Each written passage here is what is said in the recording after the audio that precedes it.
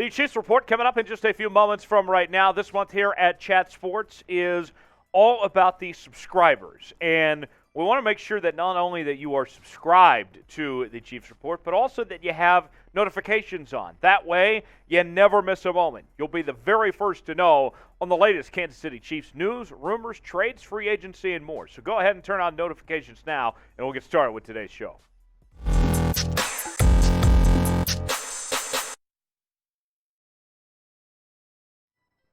Appreciate you joining us. Tyler Jones here in for Harrison Graham as we are looking at the latest Kansas City Chiefs news and rumors, those surrounding Orlando Brown, as well as the Chiefs' youth movement on defense. Let's start with Orlando Brown.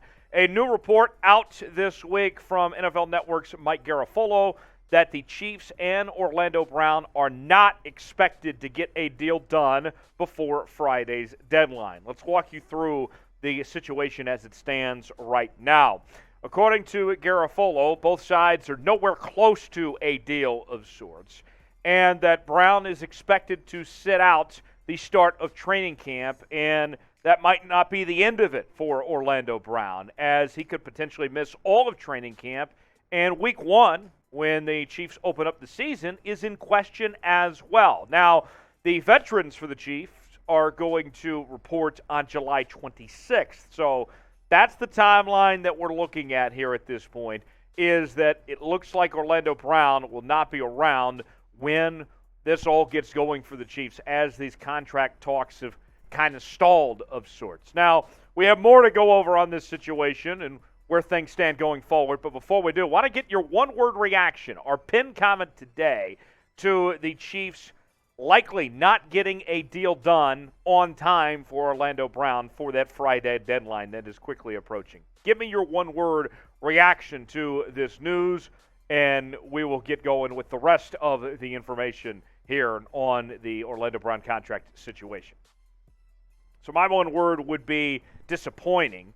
And if you look at this situation right now, if Brown were to play on the 2022 franchise tag, he'd receive about $16.2 million.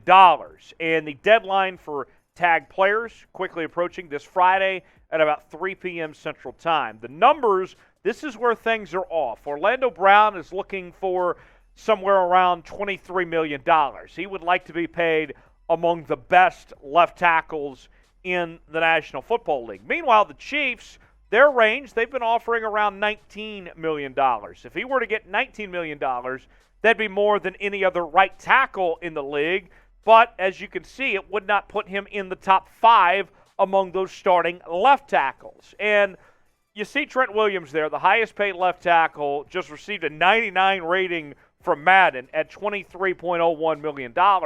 That's what Orlando Brown is looking for. And for me, when I mentioned the word disappointing as the word I would use, because if you go back last year when the Chiefs gave up that first-round pick to the Baltimore Ravens, and they knew that they were entering a contract year for Orlando Brown, you should have known at that point in time what you were getting yourselves into with this idea of holding on to Orlando Brown. You knew you were going to have to pay him. Last year, he did what he was asked. He was a Pro Bowl player at that left tackle spot in 2021, so why would you not go ahead and pay him at this point? Why did you trade for him if you weren't going to give him the deal he desired to begin with? Here's a projected contract of what this could look like for Orlando Brown. A 5-year deal maybe around $107.5 million with an average of 75, as you can see, and the guaranteed money around 21.5 would be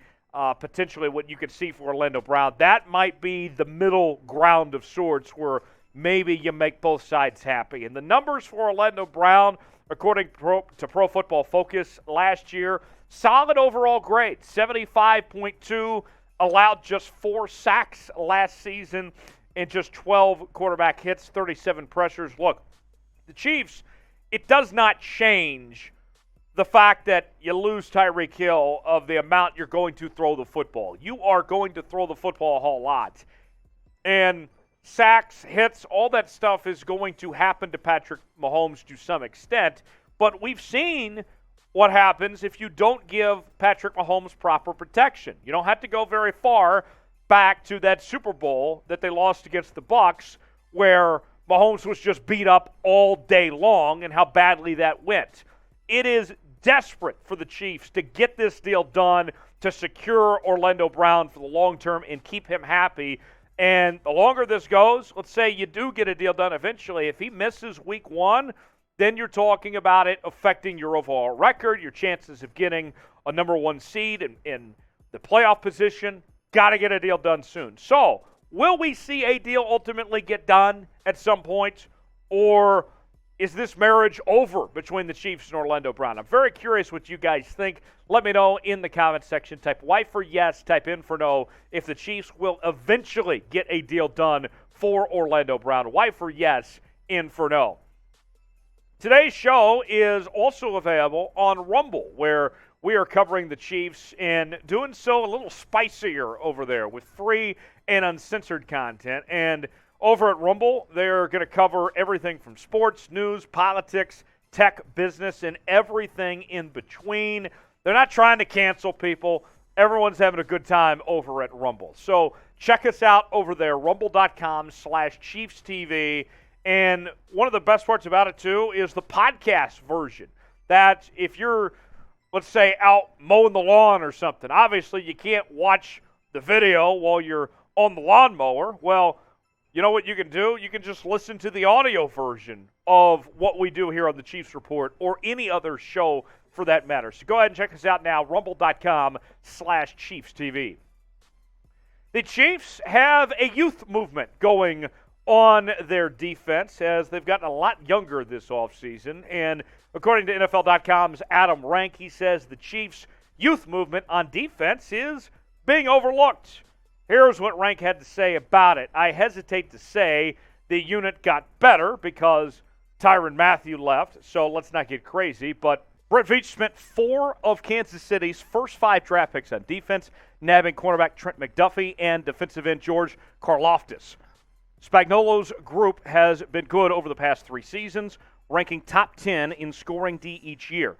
Kansas City finished bottom 5 in sacks last year, and that's where we see George could be a factor. Drafted 30th overall, the powerful edge rusher was a force of nature at Purdue. In fact, he recorded 36 quarterback hits from 2019 to 2021, the highest total in the Power 5, according to Pro Football Focus. And McDuffie, who came off the board at number 21 overall, provides a versatile coverage skill set that is sure to boost KC's 27th ranked pass defense. So it's interesting to me. I look at what the Chiefs are doing defensively and getting younger, and how they've used high draft picks to fix that defense. And if you've studied Brett Veach, you know that his priorities have changed. There was a stretch where the first pick off the board for the Chiefs for a while was an offensive weapon for Patrick Mahomes. Now you move on from Tyreek Hill. You didn't use a first-round pick on a wide receiver, one of the 2 you had. Now, you did go to the second round for Sky Moore, but nonetheless, we've even seen the cornerback position, which Brett Veach did not like to pay a lot of money for before, using a first-round pick. Things are changing for how he's operating this Chiefs organization. Here, let's look at the numbers here for the Chiefs defensively. As you can see, back in 2018, that was the last year that Bob Sutton was the defensive coordinator for the Chiefs, and things have gotten better to an extent under Spags in these last 3 years. 2019, 20 points per game allowed. That was 10th in the league. They were 10th again in 2020 at 22.8.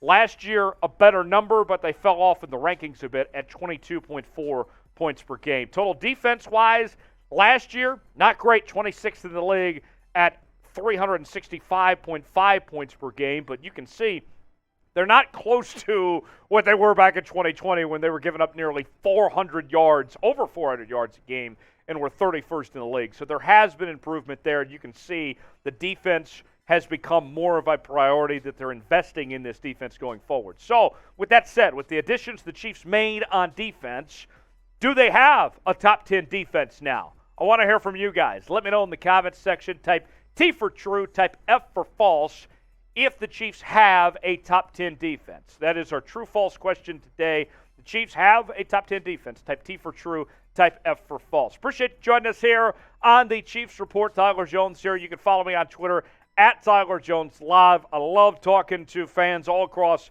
the National Football League. Usually cover the Ravens and the Seahawks, but I sure do love talking Chiefs and spent a lot of great moments in Kansas City over the years. I was just there this past weekend, actually. And so it's great to be back talking Chiefs, and we'll see you next time here on the Chiefs Report.